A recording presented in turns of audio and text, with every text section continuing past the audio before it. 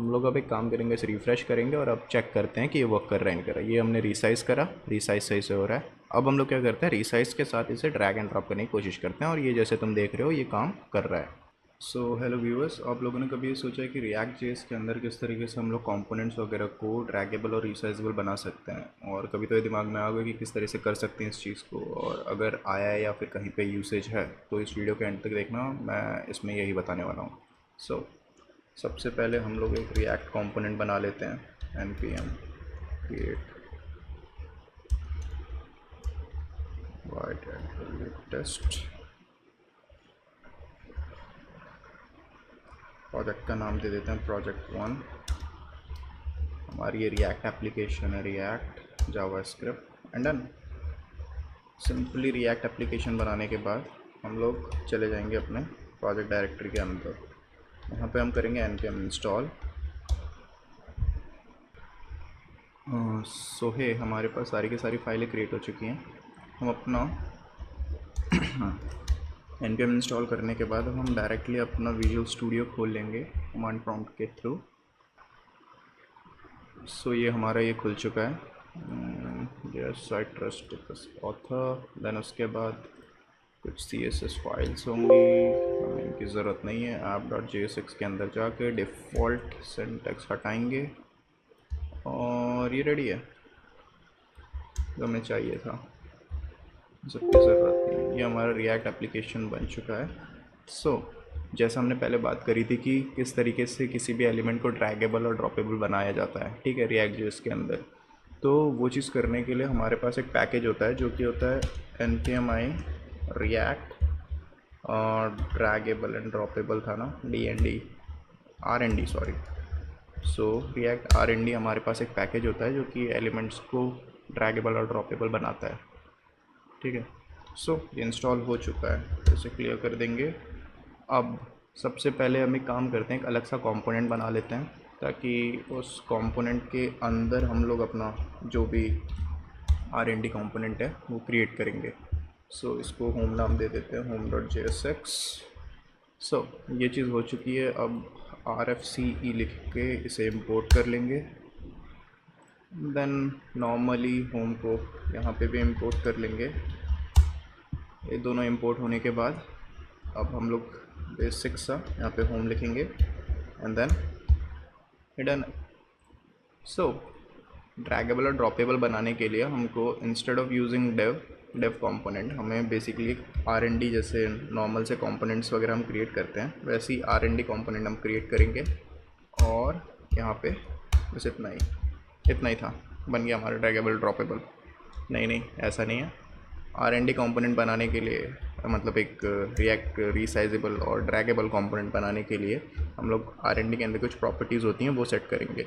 तो सबसे पहले डिफ़ॉल्ट प्रॉपर्टी सेट कर देते हैं RND की, और जिन लोगों को पता है यूज स्टेट हुक कैसे यूज़ करते हैं तो उनके लिए वेल एंड गुड, और जिनको नहीं पता है वो यूट्यूब में कहीं पे भी देख सकते हैं। काफ़ी अच्छी जगह हैं और क्या कहते हैं चैनल्स हैं जो तुम्हें बता देंगे। सो फर्स्ट ऑफ ऑल हम लोग डिफ़ॉल्ट RND के जो वैल्यूज़ हैं वो सेट कर लेते हैं यहाँ पे। तो यूज स्टेट का यूज़ करके तो इसके अंदर हमें कुछ प्रॉपर्टीज़ दे देते हैं, जैसे विड्थ दे देते हैं, कितना दे दें, 100 पिक्सल दे देते हैं। हाइट दे देते हैं इसकी, ये भी 100 पिक्सल दे देते हैं।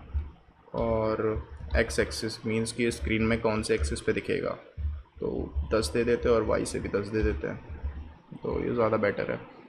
ओके, सो ये चीज़ होने के बाद अब हम इधर आते हैं RND के अंदर। RND के अंदर जो सबसे पहली प्रॉपर्टी जो हम डिसाइड करेंगे वो है साइज़। एक मिनट, RND शायद मेरा इंपोर्ट नहीं हुआ है, ये इंपोर्ट हो गया। सो सबसे पहले हम लोग कौन सी प्रॉपर्टी देखेंगे, साइज़ प्रॉपर्टी, ठीक है। सबसे पहले साइज़ प्रॉपर्टी को फिल करते हैं। इसमें सबसे पहले हम लोग साइज़ के अंदर क्या आता है, विड्थ आता है। सो विड्थ हमारे पास क्या है, डिफ़ॉल्ट RND के अंदर से विड्थ हमने कॉल कर लिया। देन उसके बाद हाइट प्रॉपर्टी ले लेते हैं, डिफ़ॉल्ट RND के अंदर से हाइट प्रॉपर्टी ले लिया।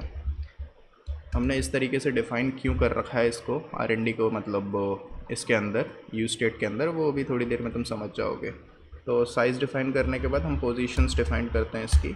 पोजीशंस डिफ़ाइन कैसे करेंगे, वही सेम एक्स एक्सिस के लिए RND.x, वाई एक्सेस के लिए R N D dot Y.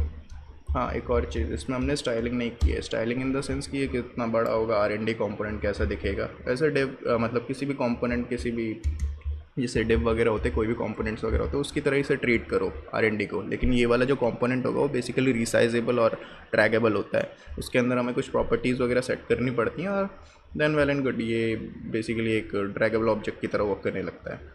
Okay, सो अब हम लोग यहाँ पे स्टाइल भी सेट कर देते हैं इसका। तो स्टाइल में क्या चीज़ सेट कर सकते हैं, देखो हमने विड्थ और हाइट तो दे दी है इस आर&डी कंपोनेंट की हमने यहाँ पे, ठीक है। तो सिर्फ एक ही चीज़ बची है जो कि है बैकग्राउंड कलर। बैकग्राउंड कलर हम इसलिए दे रहे हैं क्योंकि डिफ़ॉल्ट, जैसे तुम्हें पता होगा, डिफ़ॉल्ट बैकग्राउंड कलर क्या होता है, वाइट होता है, जो कि हमारी स्क्रीन के अंदर दिखेगा नहीं। सो नॉर्मली हम लोग क्या कर सकते हैं, इसे ब्लैक कलर दे देते हैं, ठीक है। तो ये हमारा कंपोनेंट बन चुका है। इसे मैं रन करा के भी तुम्हें दिखा देता हूँ, बट अभी इसमें क्या दिक्कत आएगी वो तुम समझ जाओगे। npm रन डेव,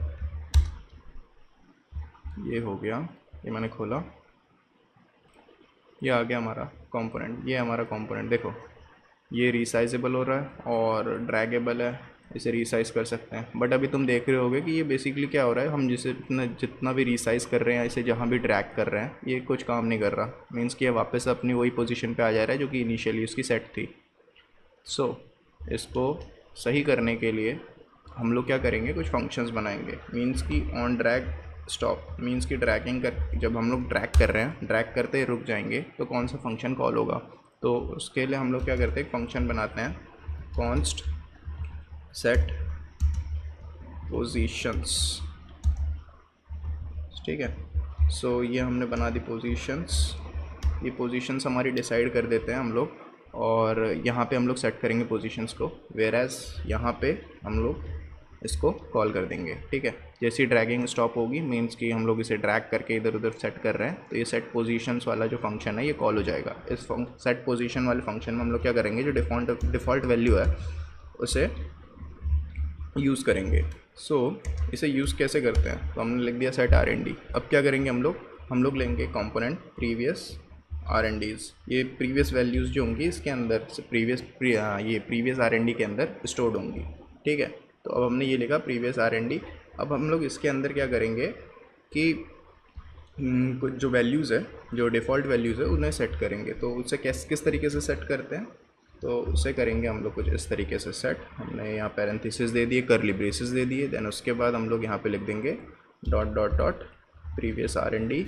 ये हो गया हमारे पास जो भी पुरानी वैल्यूज़ हैं। अब हम लोग को क्या करना है, पोजीशन सेट करनी है।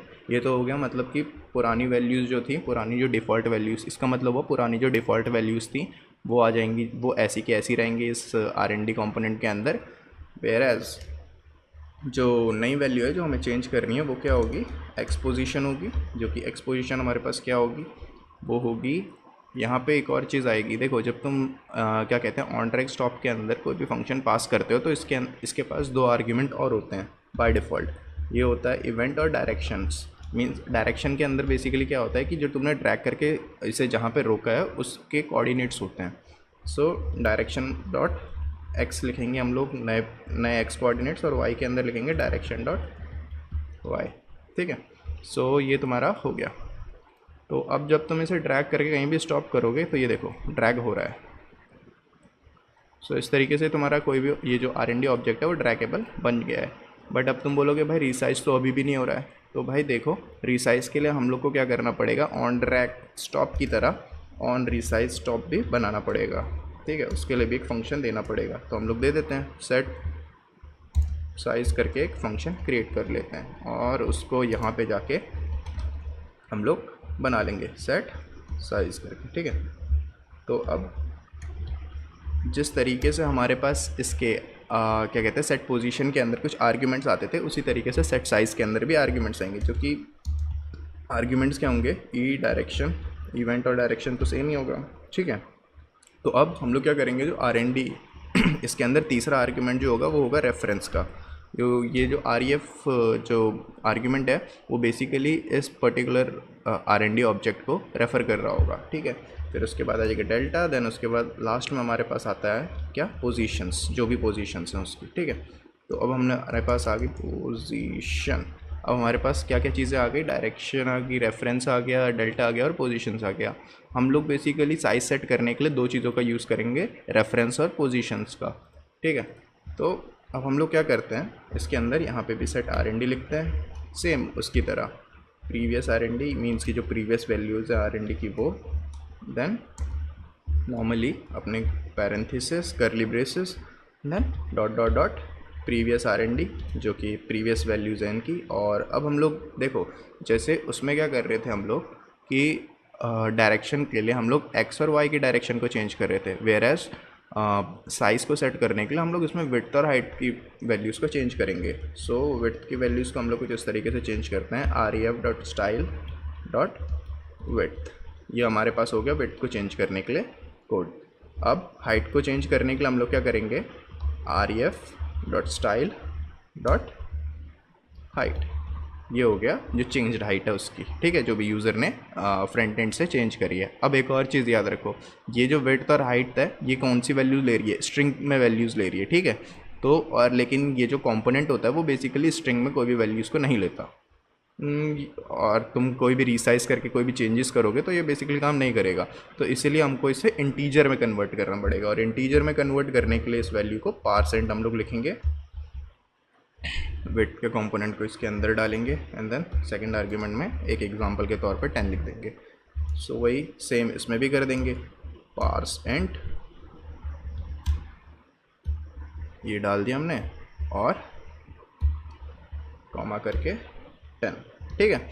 सो ये हमारे पास हो गया। अब तुम बोलोगे कि भाई देखो ये तो हमारा रिसाइज का हुआ है, ठीक है। अब मान लो कि रिसाइज करके भी बंदा क्या करता है, उसको इधर से उधर मतलब उसकी पोजीशन को चेंज करता है, ठीक है। पोजीशन तो उसकी बेसिकली चेंज ही होगी ना। जैसे मान लो कि डिफ़ॉल्ट वैल्यू उसकी क्या थी, डिफ़ॉल्ट में उसकी एक्स वाई ये थी, ठीक है, यहाँ पे थी उसकी वैल्यू। अब जैसे मान लो कि तुम लोग इसको बढ़ा देते हो तो इसके एक्स और वाई कोऑर्डिनेट्स तो चेंज ही हो गए ना। मीन्स कि इसके जो लास्ट के जो कोऑर्डिनेट हैं ये वाले जो राइट हैंड साइड के जो कोऑर्डिनेट्स वो चेंज ही हो रहे हैं। तो ये चीज़ हम लोग कैसे सही करेंगे, तो इसको सही करने के लिए डॉट डॉट डॉट पोजीशंस लिख देते हैं जो इसकी प्रीवियस पोजीशन थी।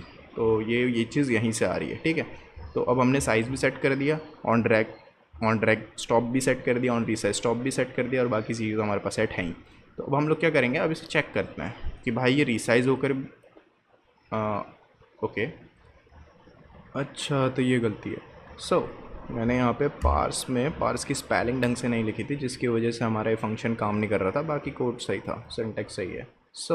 हम लोग अब एक काम करेंगे, इसे रिफ़्रेश करेंगे और अब चेक करते हैं कि ये वर्क कर रहा है नहीं कर रहा है। ये हमने रीसाइज़ करा, रीसाइज़ सही से हो रहा है। अब हम लोग क्या करते हैं, रीसाइज़ के साथ इसे ड्रैग एंड ड्रॉप करने की कोशिश करते हैं और ये जैसे तुम देख रहे हो ये काम कर रहा है, ठीक है।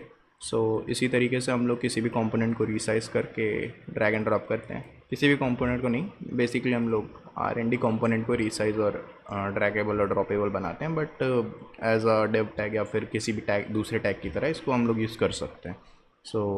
यही था वीडियो का मोटिव और यही मुझे समझाना था। वीडियो अच्छी लगी हो तो वीडियो को लाइक कर देना, सब्सक्राइब कर देना और मेरे साथ बने रहना।